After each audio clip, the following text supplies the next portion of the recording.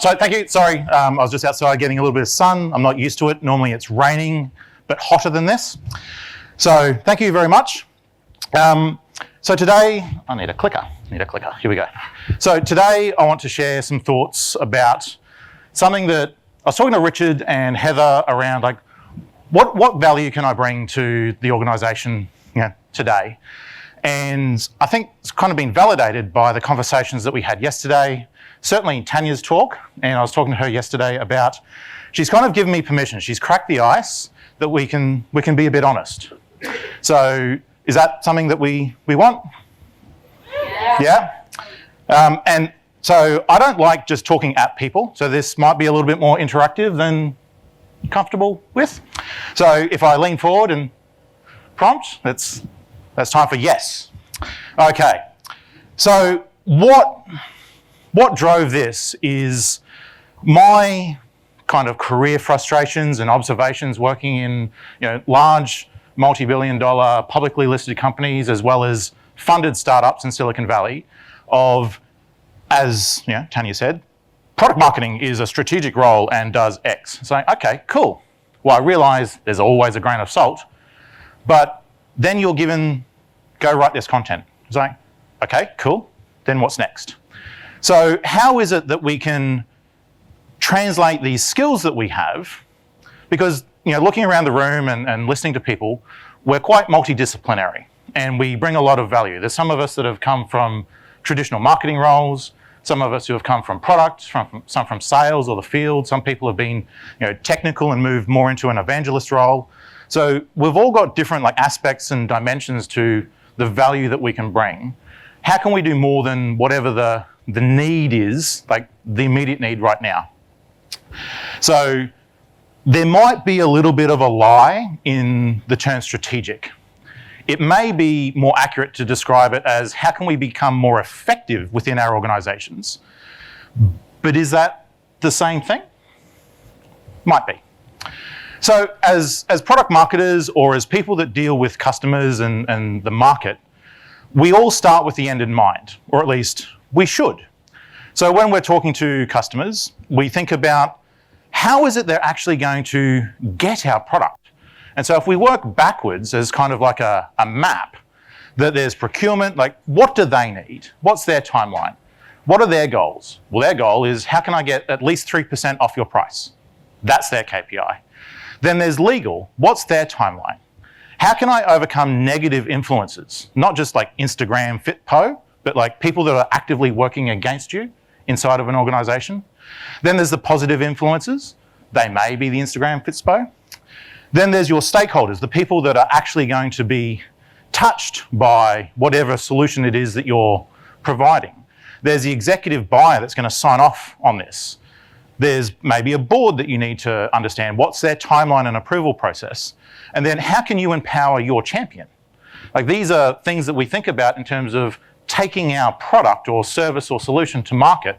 How can they consume it, build it, use it, and be successful? But do we actually start at the beginning? Because all of those things are external. We have all these internal people and stakeholders that we need to get on board as well. Who works for an organisation where everyone does the plan? First time, no, meetings, just happens, right? Average response for a room this size. So if you think about starting at the beginning, there's some form of investor. Now it might be self-funded, it might be angel or VC, it might be private equity. Then you've got your founders, maybe you're like a larger, more mature organisation, or you're even listed and you've got, listed on NASDAQ or the stock exchange in Australia. Then you've got your product teams, as well as your legal teams. Like, what can you say? What are you allowed to do in certain markets that you can't do in others, or in certain geographic markets or different industries? What are your restrictions around data collection with telemetry? Then there's dealing with the press and the media, all of your PR. There's dealing with analysts for those of you that have an AR role in what it is you do. And then, pricing, like how do you test all these different pricing? So there's lots of different parts of your business, just like there is for your market. So realistically, we serve two masters. There's the internal and the external. So there's all the internal teams that are our teammates, our colleagues, all the people that we collaborate with, love, know, hate. And then there's all the customers that we all love, and all the great media and our competition, right? Can't forget about them. So who is it we serve? I think Bree said this really well, like we're kind of the glue. And I'm surprised we haven't seen more of these style of slides today, where the cogs in the wheel and like us in the middle. Ignore my rethink. That was my little markup to myself. But if so everything's beta, right? So if product is building the vehicle and sales are the driver moving that vehicle to the market, which is the destination, I kind of think of product marketing as we're the roadmap. We're the ones that help navigate all of these different pieces. Like everyone is good at the thing that they do, but we kind of have that meta role over the top of a lot of things where we have a broad understanding, but we know how to make those connections. And so that's why I think that our role as being that leader within an organisation, helping us navigate all of these pitfalls and mountains and rivers and valleys is crucial. And this is why we do need to be strategic or effective. So if anyone's done any form of selling or read any sort of development book, you've probably heard of Zig Ziglar. To get what you want, it's really simple. There's only one thing you need to do, and that's help enough other people get what they want. Life is easy. Like we can all go home. It's not 42, it's helping others. But how do we do that, right? Like it's nice to have the little quote, but if we think about our organisation, that we're always on the clock, there's always time pressures, but there's sales ops. Like how do we go and do SKUs, get them into our billing system? How can we have contracts with legal so that customers can actually buy something? Is it on our paper? Is it on the customer's paper? There's product and the vast swaths of that. And then, whether it's manufacturing or engineering or whoever actually makes your product, not just leads it. There's sales and there's, inbound, outbound. There is, field sales. There is account and territory. There's strategic, there's lots of different roles. There's SDRs, there's business development. So sales isn't just one big bucket. There's lots of buckets within that. And then there's other parts of marketing, demand generation or growth, content, lots and lots of different types of marketing. And so they all have different needs and goals. And something that I constantly learn, almost daily, although I'm learning faster, is that just because we're in the same company doesn't necessarily mean we're in the same team. And it kind of makes me sad that I take the position of, well, you hired me because I'm good at what I do, I'm pretty smart. I assume they hired you for the same reason. So therefore, I'm going to trust that you are good at what you do. Seems like a fair, logical position? There's the interactive bit. Yep. Who here finds that with everyone that they work with? Is that reciprocated? No, right? A couple of laughs, it's okay, a bit louder. So sadly, you need to go through this process of proving yourself and building trust over and over and over. And initially I'm like, but I just did this. Like, I've had this great win, we've achieved whatever the goal was. Like, doesn't this carry forward? No. So it's always about working out what they're motivated by. Like they have different KPIs or OKRs, they've got different goals, they've got different priorities, they have different masters. And so a large part of what we need to do to be more successful or effective or be seen as strategic and be involved in more of the, if not decisions, then at least conversations, and more at the right time, is navigating that landscape. And so I don't want it to be like you need to be political, but you need to understand what motivates them, right? And so understanding or translating, who's heard of WIFM? Like, what's in it for me? If you turn it around, like, what's in it for them? Why should they help you? Even though them helping you helps them. They don't care, they don't see that. Like, it's just like what's in front of them now. They can't see what's over there.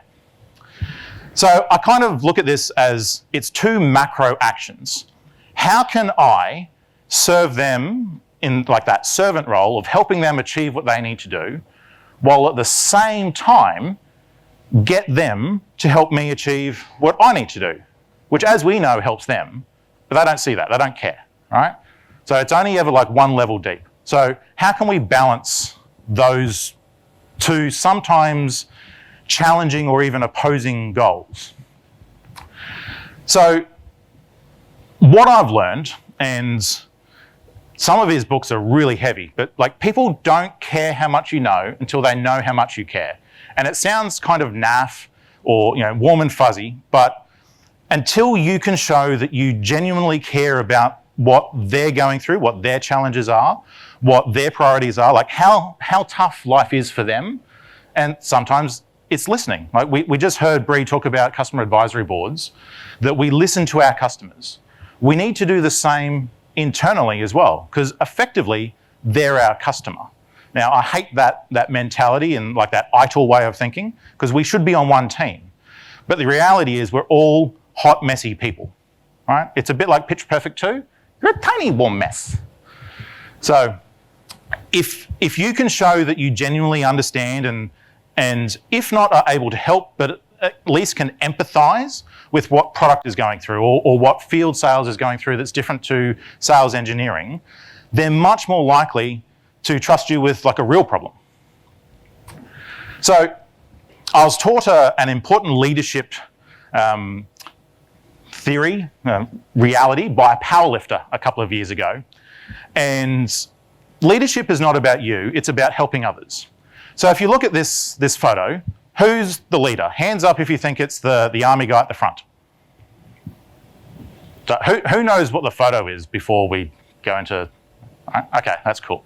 Who thinks it's the guy at the back? So 3 people have an opinion and everyone else is not sure. Right? So if leadership is about helping enable others, the reality is that it's the doctor, right? And this is from Doctor Who. So one of the things that he used to describe this and illustrate it is, if you think in like 2 dimensions, he was a terrible drawer, so he used stick people, drew up on the whiteboard, 2 people, like imagine they're in a cave, there's one person walking here and the other one here, and they've both got a torch. And who's the leader? Instinctively, you think, well, it's the person who's taking the risk and going first, right? But it's not, it's the person behind. And the way that you can tell that is that their beam is wider. They can see more. And that's how I kind of see product marketing, that we see lots of different parts of both the market and our business. We touch lots of different aspects of our market and our business. And so we do have that greater insight, because it's kind of like that duck. Like everyone is busy, like it looks calm on the surface, but underneath their feet are going crazy. Like in product, all they care about is building roadmap and shipping and managing priorities with engineering. It's like, well, this is really important. Why can't you go and deliver it? Well, it's going to take 6 weeks and I've only got 3. Well, I need more engineers. Or from a sales point, like I don't have this feature, so I can't win this customer. Like they're all focused on their little things, but they're not necessarily talking to each other. Like when I was in sales, one of the things that really helped me was that I spoke to product and product marketing all the time with that constant feedback loop, right? That's not normal. We think it is because that's what we do, but it's not normal for them. Does that make sense? So for those of you who don't manage people, this is, you probably hear this a lot, and for those of you who do manage people, you wish you only had this, that it really is influence without authority. So if you think about the things that you need to do, like boiling it down, how can you actually do something? Like what's tangible? It's like understanding like what are they gold on? What are their priorities and timelines? What is their approval process? Like do they need to go to just their executive, or do they need someone else? Or is it a committee? Do they need to go to the board? Right? The same questions that we ask customers when we're trying to close a deal. Like, who do they depend on? Like, what's their internal supply chain? Is there an external vendor that they're waiting on?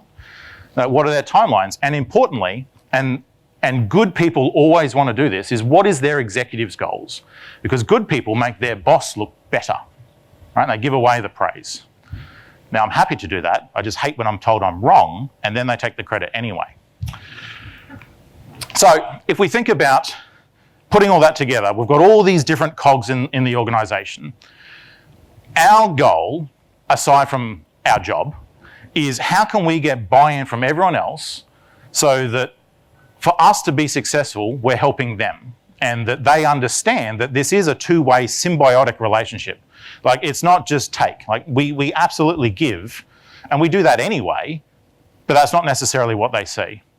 So getting buy-in and having them understand that for them to be successful, we need to be successful, all right?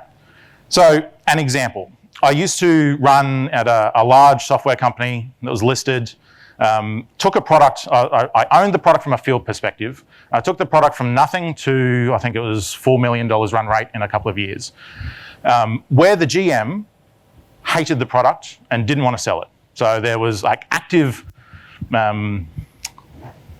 anger or antagonism inside of the sales organization. But what we found is that the customers loved it. It was outside of the realm of expertise of this organization, like its core business. But the big challenge was, it wasn't that the customer wasn't smart, and it wasn't that the product was broken or hard, but the way it worked was very different to what they traditionally thought. And so there was this dichotomy of purpose between what they're thinking should be versus how this works. And not because the product was designed properly, but it solved a new problem that the other ways of doing this couldn't, so therefore it was different.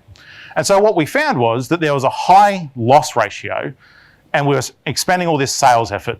And so we sat down and I worked with the sales teams, the product teams, and customers. Like, everyone's frustrated. And it's like, Andrew, like, if you can't turn this around, like, we're just going to dump it. And I'm like, I can see the potential. So we went through and we understood that what it is that the customer needed was just a little bit of education and some time to adjust the way that they thought for this new problem, right? The existing products in the market couldn't solve this problem. That's why the problem existed. We then decided to bundle design services. It was only like a week of services with any net new sale. Now, initially, who do you think was opposed to that? Answers? Who do you think initially objected to a week of professional services and additional cost? Was it the customer or was it the sales team? Sales. They're like, oh no, I don't want to raise the price. It's like, well, what we found, adding services increased our win ratio by 3 times. All of a sudden the GM loves me. Product was very happy, and customers were like, man, this is just so simple. I just needed to understand, like, instead of thinking like this, I think like that. And all of a sudden the product really raced off, and I was able to grow the ANZ region and APAC to be number 2 globally behind North America, overtaking Europe, which is unexpected. And so NPS went up, and importantly, services revenue went up, which they were happy with, to the point where they could go and hire more services staff, which for people who like building empires and how I'm important because I manage X number of staff, they were really happy with. So these are things that, as a very pointed example of how I sat there and went, okay, so we've got a problem. Internally, we have opposition from management about the product at all, and it's kind of like do or die. Customers like it when they can be successful, but they're struggling to get over that hurdle. And internally, everyone's like, how do we do this? Because in North America, they just throw people at this and it's not a problem. We don't have that luxury here. Like, we're much more geographically dispersed. We're much more parochial in that we don't like people flying in from different cities, let alone different countries. And then we have lots of different languages in APAC. So how can we do that? And so most of these services were delivered virtually, right? A lot of it was just paper design that we gave the customer. The product was easy to implement once they understood how to install it. So these are the processes that I went through, that I've been talking about earlier, of understanding what it is that my internal teams were gold on and marrying that with what my customer's challenge was and how could we come together. So, thank you.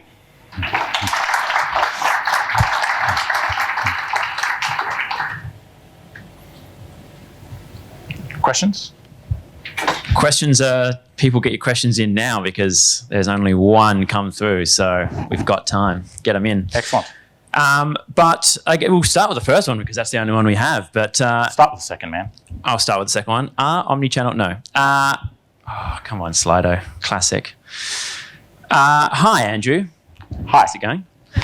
Cultural change takes time. Yep. How do you handle people who are afraid of big change? Yeah, that's a good question. I think the reality is that everyone hates change, regardless of what they say. And so it's kind of like something I mentioned yesterday on the panel, that if everyone's looking this way and I want them to look over here, it really is, I need to take them on a slow journey. Now, slow may be different for different people or different reasons, like whatever that change is, but you can't expect people to shift their thinking or their position instantly. Like, it's going to take time. And so, again, I go back to what is it that they're trying to do and understanding the root of like why they're afraid of that change. It's kind of like peeling the onion. Like, 2 examples is like ask a question, get an objection. So, okay, and like kind of that improv thing. All right, if that wasn't a problem, what else? Until you get to the point where there are no more answers. Now you've got the objection. Often the first reason they give you is not the real reason. Or the other trick that I use is, all right, so let's say, for example, I was from the Product Marketing Alliance and I wanted you in this room today. And you're like, man, I'm just so busy. I've got kids. Like, there's fires, there's droughts, there's floods. Like, the world is ending. I just can't get there. Hi there. Hi? No? And it's like, okay, well, if I could get like the world's best babysitter for your kids, would that help? Yes. Okay. If I could get someone else to do all your work and you get the credit, would that help? Yes. If I could get you like a limo to pick you up at home, take you to the airport, private chartered plane, you know, stay in the Western, like deliver you, like someone will press your clothes, get you out of bed, like would that help? Like, could you do it? It's like, yes. Okay, cool. So now we understand that you can do it. It's just what's actually standing in the way, right? And so understanding what it is that is kind of stopping those people. So cultural change is challenging. And I think one of our advantages being in APAC is that there are so many different cultures that's an advantage for us. Like, North America think that Asia is just all one big thing, right? Has people found that, right? There's differences between Queensland, New South Wales and Victoria. Like, Queensland's very parochial, like people coming from Sydney to do work? No, like, why don't you have people here? Like, you get that with New Zealand. You get people in Sydney are very transactional, like just bang, bang, I don't care. Whereas people in Victoria are much more relationship driven, right? So even within Australia, we have this like little melting pot of differences, let alone language and actual historical and cultural differences. So it's understanding what it is that drives them, a little bit of history, and understanding how can you just take those little steps. And those steps will change in size and speed.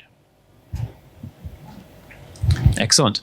And I guess, you know, for a lot of us, you know, there's a different range of experience, and you obviously come with quite a lot of experience in the product marketing, you know, space. How did you, you know, maybe can you talk us through some of the challenges that you faced, I guess, getting to this realization? And, you know, maybe what are one, maybe 2, like really small, easy steps that we can take away to start, you know, influencing this change?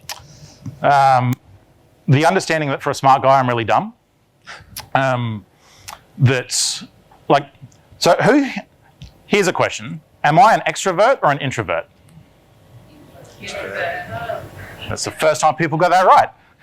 Like, I am uncomfortable with people, like, but I like sharing because of that, and this is a learned behavior of that servant mentality. Like, how can I help someone else be successful? And so it's kind of like that cultural change. Like, how can I step out of what I'm uncomfortable about so that I can help someone else, which then helps me? Like, it's kind of selfish, but is that okay if the outcome is someone else gets what they want first? So I think that's kind of what motivates me and drives my decision-making process internally, is how can I help others so that I can get what it is I want? So. One more question for you from a fellow Queenslander. Didn't realise there were so many Legends. Queenslanders here. How do you find the understanding of product marketing in Queensland? I'm surprised we've got more than one. Honestly, I am surprised and gladdened of how many product marketers there are in the room. So who's the other Queenslander? Oh, of course. Oh, there's more. Right. Of course, Tanya's from Townsville. The shop street and the restaurant street. It's okay. It's nice. How do I understand the product marketing market in Queensland? I don't want to have that kind of cultural cringe of Queensland, but there's not a lot of large organisations. Like those that are headquartered there, there's Oracle, there is Virgin, there's Suncorp, there's BOQ. Like it's an emerging, and we're kind of slow moving, right? And so there are, like there's Rio Tinto and BHP have large offices, but not a lot of decision making there. So in terms of like from career or like roles and community, I haven't found that there's a lot. Hence why when I moved from like being in the field to being in product marketing outside of that same organisation, I reached out and I worked for Silicon Valley startups instead. So this has been educational for me. Hopefully that helps answer your question. That wasn't me. Actually, we've had 2 questions come off the back of that, so thanks, Tanya. How can we instill a servant leader mentality into perhaps the older style of management, in quoting marks? Well, you could take the Terry Pratchett method of wait for them to die and take their shoes. Difficult, unpredictable. I think the way that I've found it most successful is show, don't tell. And even now, like I know this, and like a rugby league player taught me this, that the more you can show and be the example of what it is you want to be, and sometimes you need to be blatant and explicit about it, and like don't be afraid to be on the front foot of explaining like why. Obviously with people skills, wrap it in flowers and bows and peaches and cream, but explain that, look, I'm here to help you. Like just be honest. Yeah. Excellent. And what are your thoughts on managing change versus time to market? What are some of the trade-offs? So managing change internally or with a market? Yeah. Managing change internally versus... Look, I would love if sometimes people just did as they were told. Like, this is your job, just do it. I'm sure people feel the same about me. So I think that's very situational, that I don't think there's a broad brush answer. But again, it comes down to what it is, determining what it is that is the highest priority and has that highest payoff. Like if we kind of think about prioritization of which feature should we ship? Like, is it the one that is going to get us a whole heap of new customers at a low price point and revenue? Or is it one that's going to get us a few customers with lots of revenue? Like, how do we make that decision? I think that's kind of the same sort of thinking that we need to apply to, cultural change versus, time to market. Today, I think time to market is more important than ever, but in the end, we're all people and we need to work with each other, so we can't be dicks about it. Does that help? Is non-answer answer? All right. Excellent. Well, thank you very much, Andrew. Cool. Thanks, everybody. Thanks, man. All right. So